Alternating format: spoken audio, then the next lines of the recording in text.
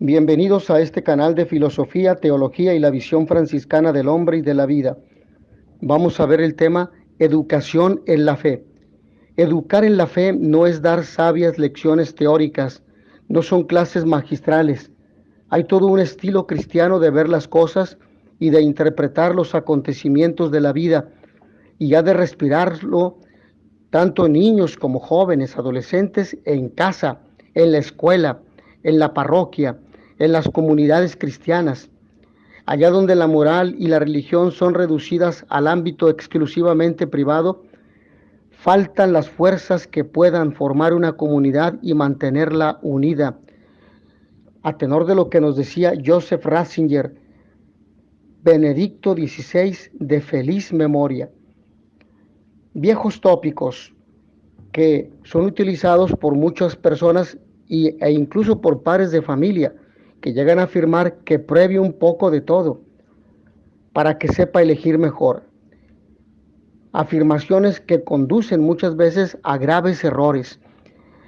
Algunas personas llegan a decir a veces piensan si no sería mejor no entrometerse tanto en estas cosas y dejarle un poco más suelto al hijo, al joven, al adolescente, no forzarle, contar más con él. Lo piensa mucha gente. Algunas personas, por ejemplo, han preferido incluso que sea el mismo adolescente, niño y joven quien vaya viendo y que elija si quiere o no la religión y cuál, cuando sea mayor, cuando llegue a la mayoría de edad, incluso cuando llegue a una edad más de mayor madurez. En lo de no ser pesados, ni pasarse, ni impositivos, es decir, en no imponer con violencia, a la fuerza, incluso con golpes, la fe, en eso estamos totalmente de acuerdo. Deben buscarse formas de inducir, de educar en la fe a niños, adolescentes y jóvenes. Estamos totalmente de acuerdo en eso. Pero en lo de esperar a que sea mayor para que un niño elija su propia religión o si cree o no en Cristo, en eso no estamos de acuerdo. Es un tópico que muchas veces se ha dialogado y que incluso puede presentar un contrasentido porque representa la perspectiva no católica, cuando precisamente se busca esa tendencia para atacar la forma de educar de la Iglesia Católica. Es decir, que desde niño se vaya induciendo a un niño en este proceso de fe, ir conociendo a Dios en la familia, en el colegio, en la comunidad parroquial, en el grupo de catequesis, etcétera, en ambientes católicos. Y lo que mucha gente piensa, no hay que bautizarle ahora para que él elija si decide bautizarse en la Iglesia Católica o en otro lugar, lo cual también es un error. Contrasentido he mencionado porque has traído a tu hijo al mundo sin contar con él, o alguien preguntó a su hijo si quería nacer. Sin contar con él decidiste el idioma que hablaría, o alguien le preguntó si quería hablar, por ejemplo, en nuestro caso, en América Latina, español, o en otro país de otra lengua, esa lengua, el lenguaje o el idioma oficial de su país. La alimentación que iba a recibir, alguien le preguntó, las reglas de comportamiento que tenía que respetar en casa, el tipo de educación, etcétera, etcétera. Todo lo que tú como padre de familia le has brindado. Decidiste, por ejemplo, en qué escuela o colegio estudiaría, le has hecho durante años ir a clase, quisiera él o no, y nunca le has preguntado si quiere ir. Tú solamente lo has enviado porque consideras que es lo mejor para él. Y estás en tu derecho de hacerlo. No es que te lo esté negando de ninguna manera. Más bien, incluso es tu deber. Lo que no tendría sentido después de todo esto es venir con esa historia de que en lo relativo a la religión, que se eduque él solo. Y cuando tenga 18 años o más, porque eso es cosa suya que él decida. Pues bien, de acuerdo.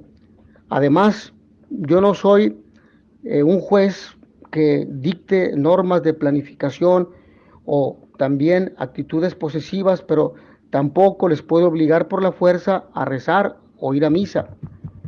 Podríamos también decir eso. Probablemente el planteamiento aquí es de otra manera. Cada padre de familia tiene una forma de entender la vida que le llevará a hacer un proyecto sobre la educación de su hijo que englobe todos los aspectos, también la religión que tú sigues, la fe y la manera como vives tu fe, y que debes querer transmitirle si de verdad tienes fe, porque si no crees que tu fe es la verdadera, entonces significa que no conoces en quién crees y no sabes cuál es la medida de tu fe, ni sabes cómo es ella. Si educas a tu hijo comunicándole esa creencia, por ello no le privas de su libertad. Es más, le privarías de libertad si le abandonaras y le dejaras a merced de las circunstancias sin educación religiosa ninguna. ¿Por qué decimos esto? Por ejemplo, sin consultar a un hijo, se le ha enseñado a caminar, quiera él o no. ¿Por qué? Porque aprender a caminar es algo bueno, mejor que su contrario, independientemente de que más tarde quiera ejercitar o no esa habilidad, camine de una manera o de otra, vaya a un sitio o a otro, más rápido o más lento. En cambio, si no le enseñaras a caminar, su futuro estaría condicionado por esa desventaja y a partir de determinada edad llegaría incluso a ser una función difícilmente recuperable y siempre más costosa y difícil que si hubiera aprendido a caminar a su debido tiempo o que hubiera aprendido a caminar desde temprana edad. Y eso es porque para educar en la libertad hay que optar por el aprendizaje. Recordemos que quien educa en la libertad y para la libertad educa para la responsabilidad. No se puede hacer que una persona sea responsable si no se le educa a ser libre, porque tenemos el binomio inseparable libertad-responsabilidad. Por lo tanto, solamente es auténticamente responsable quien es libre y solamente es libre quien es responsable. Pero si se opta por no enseñar a caminar pensando que es la opción que deja mayor margen de libertad, para en el futuro aprender o no, se opta en la práctica bajo la bandera de la libertad por la más lamentable pérdida de libertad. Y con la religión sucede algo muy parecido. Por eso les comento que es mejor no entrar en disquisiciones sobre lo que es obligatorio o voluntario.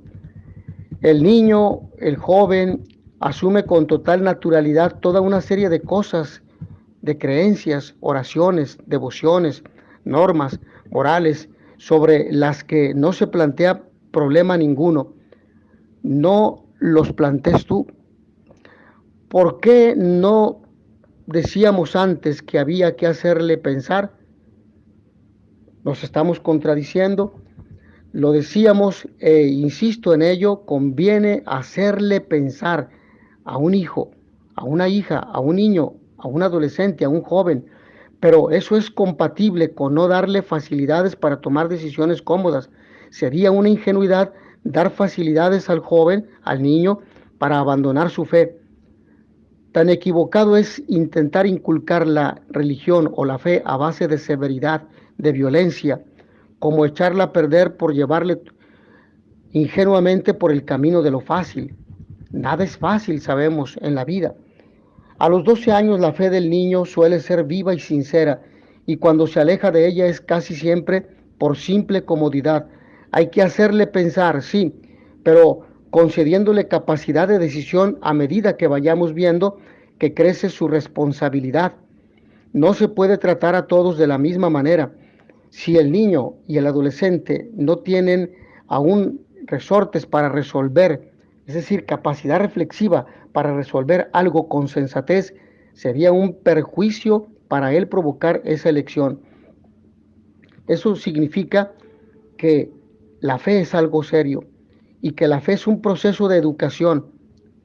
Si la imposición sistemática es poco eficaz, la indiferencia o el abandono es casi peor. Unos padres mantienen una actitud sensata, harán todo lo que esté en su mano para que su hijo aprenda a administrar bien su libertad, sin que se deje esclavizar por su propia debilidad.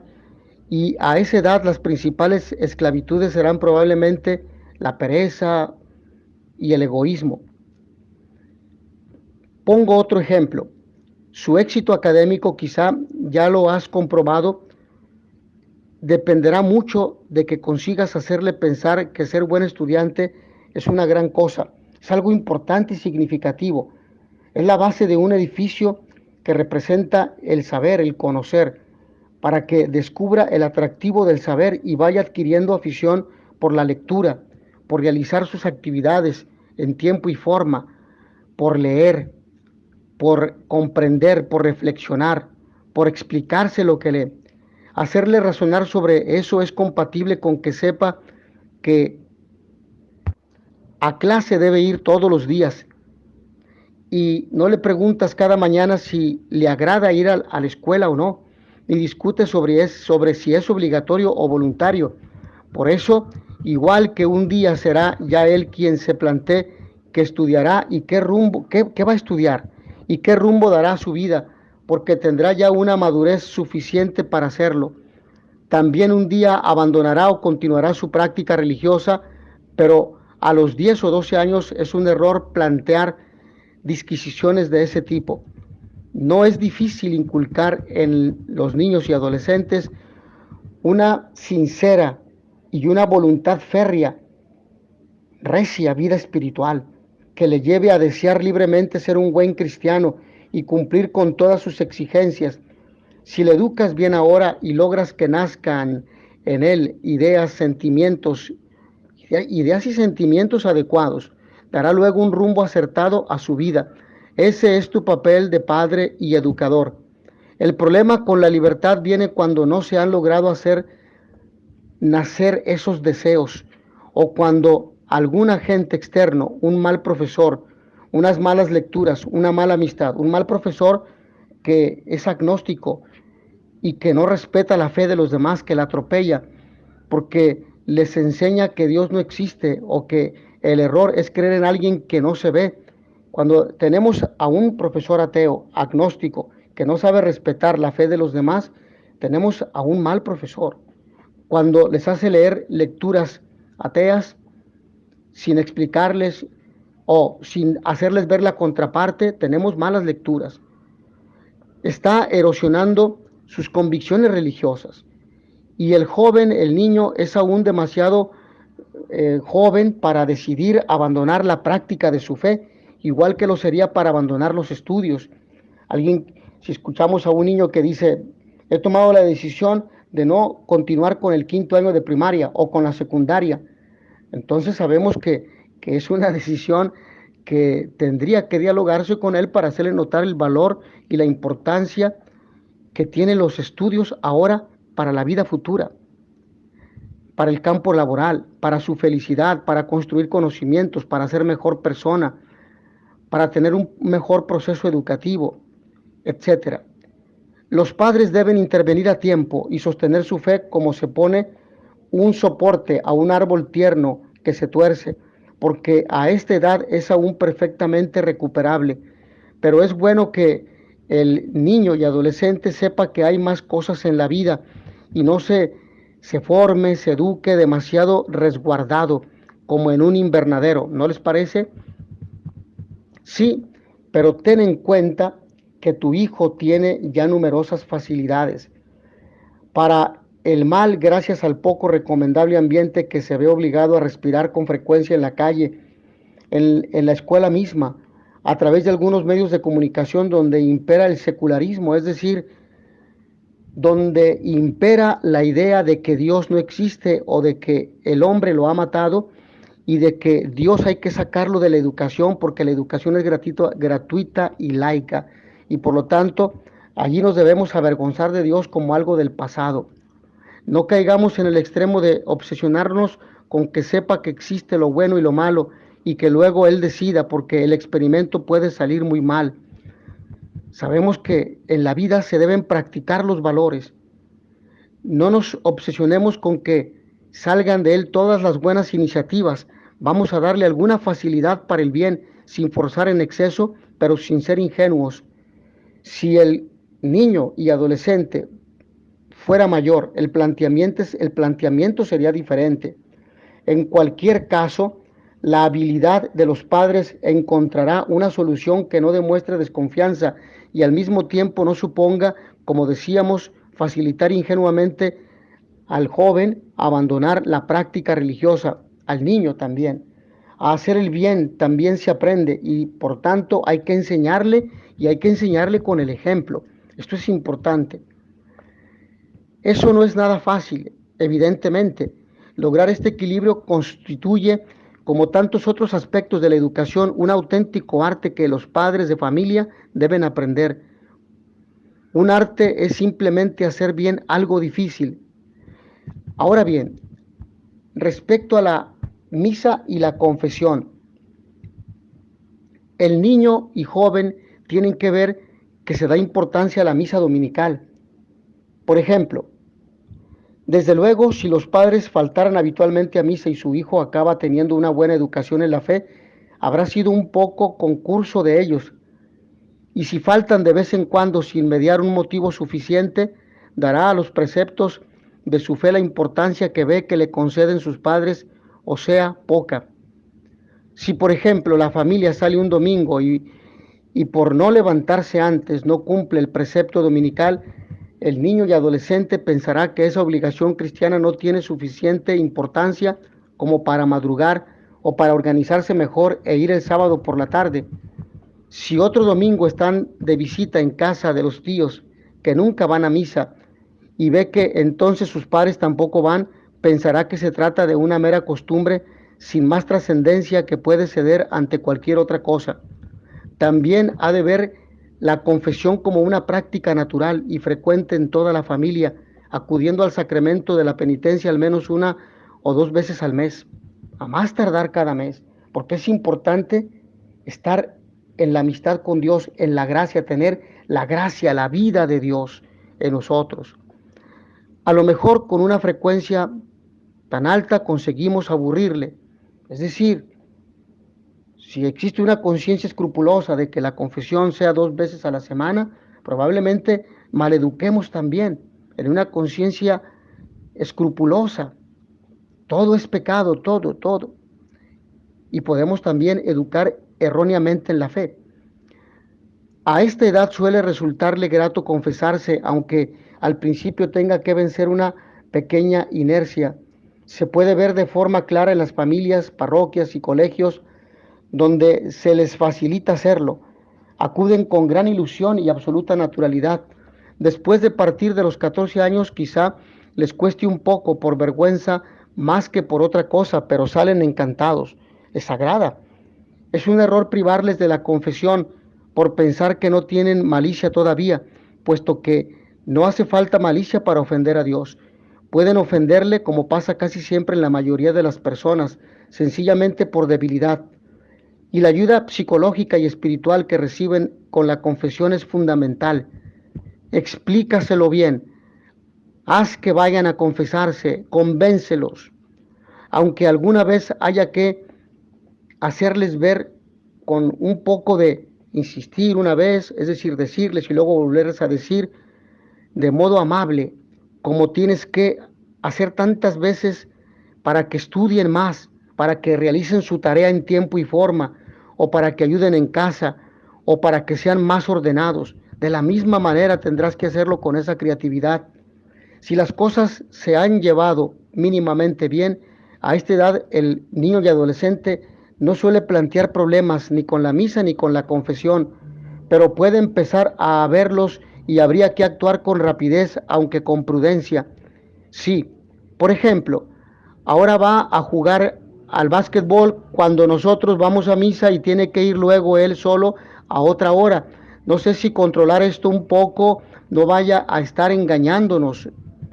Mejor aún, podremos decir, mejor aún, sería, si es posible, acomodar el horario para poder seguir asistiendo a misa todos juntos, que a lo mejor no es tan fácil. Esto quiere decir que podemos tratar de ir juntos a misa, podemos ir antes o después, o el sábado por la tarde. cuando la misa que se celebra sea la del domingo, la misa dominical. Es muy positivo que ir a misa sea una costumbre con tradición familiar, que puede ir acompañada de algún pequeño extraordinario que le dé un cierto atractivo.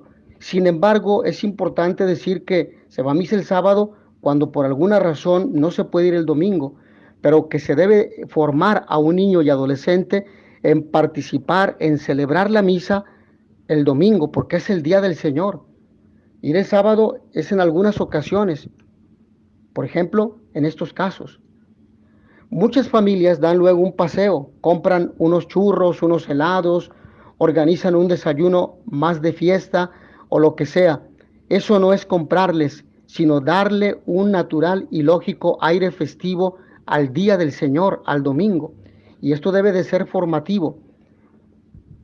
¿Tiene conciencia del mal? Nos hacemos esta pregunta.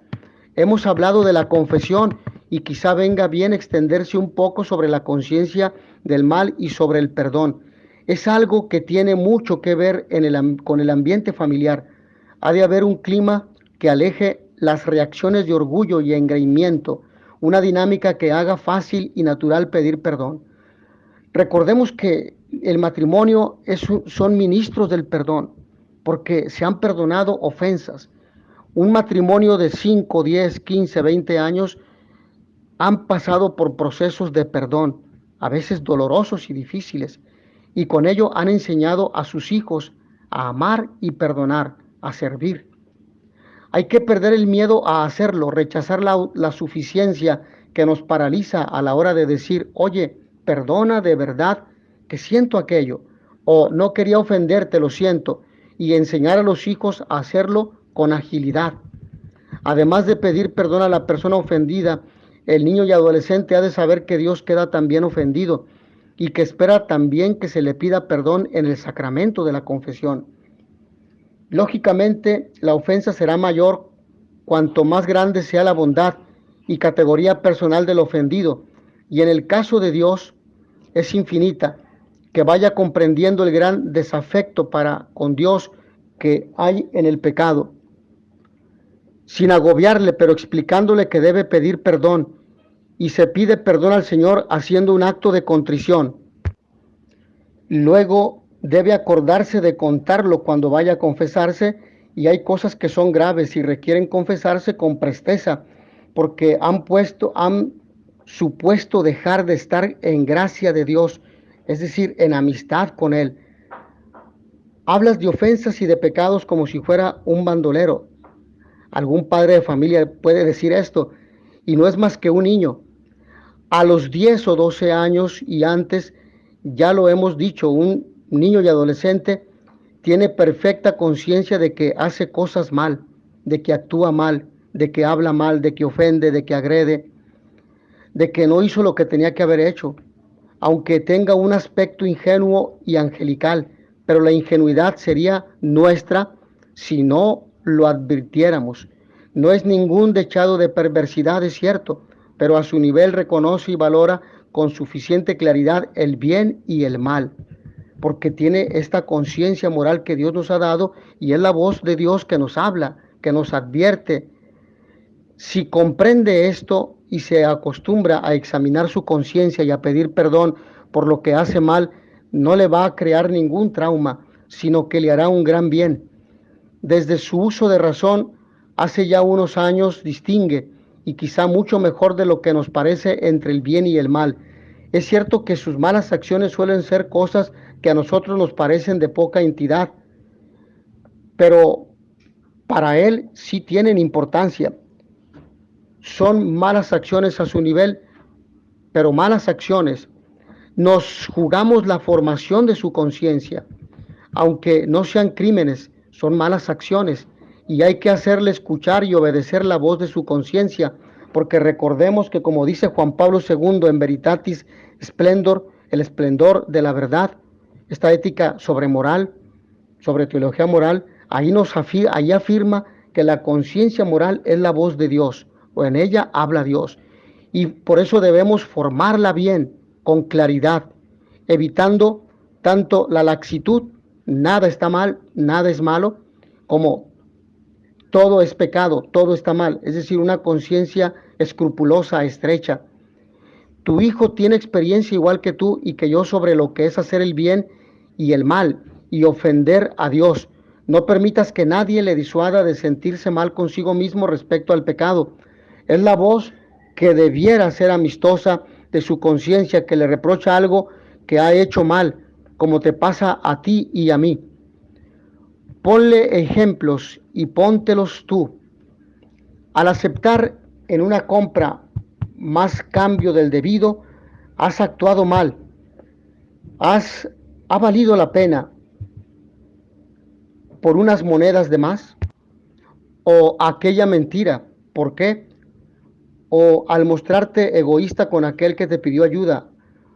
¿O aquel otro que te molestó sin querer y te enfadaste? ¿Ha valido la pena?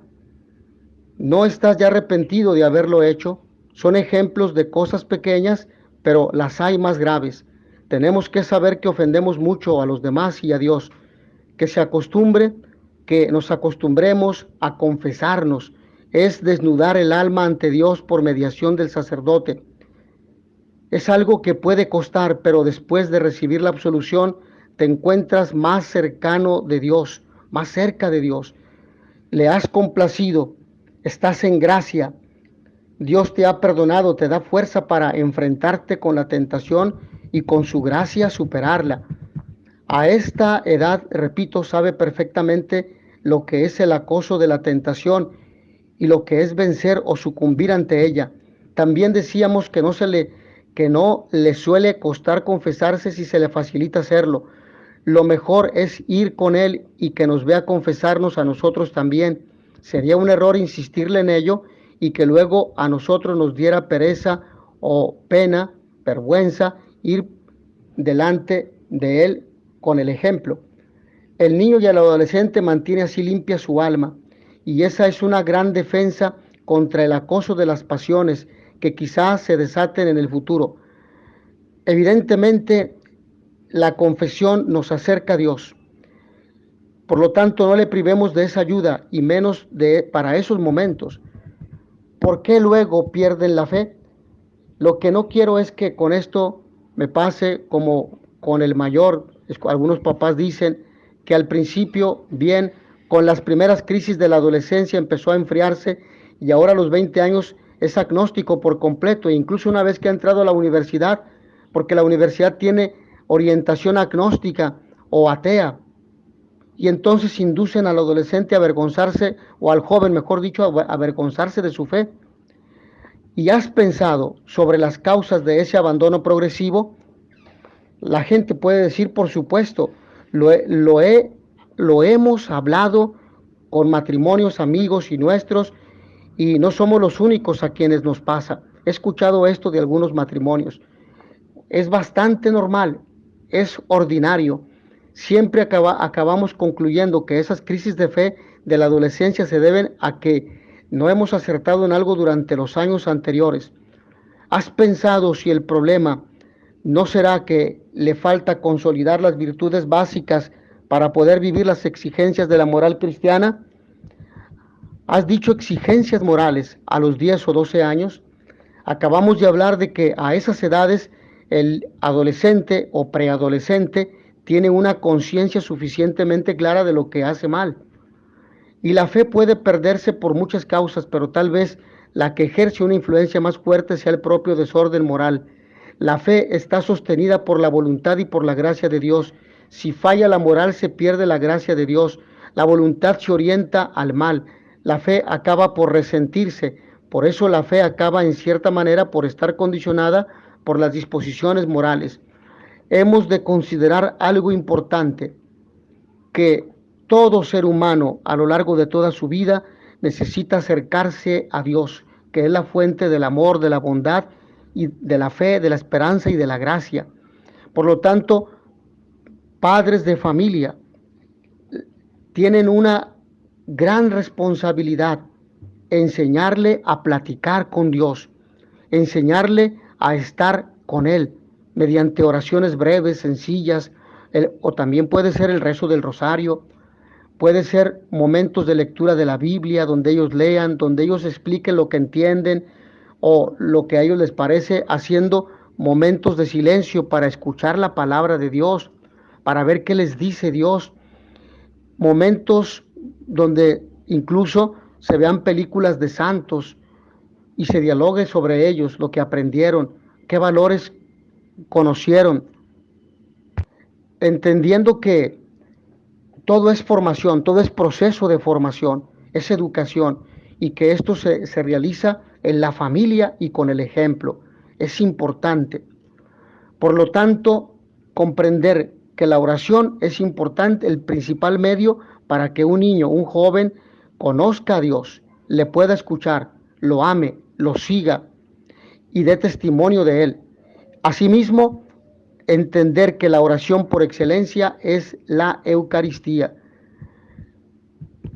Hasta aquí en este tema sobre el valor que tiene la educación en la fe de niños y adolescentes. Agradezco a todos ustedes su amable atención. Nos vemos en la siguiente sesión. In notitia veritatis proficere pax et bonum.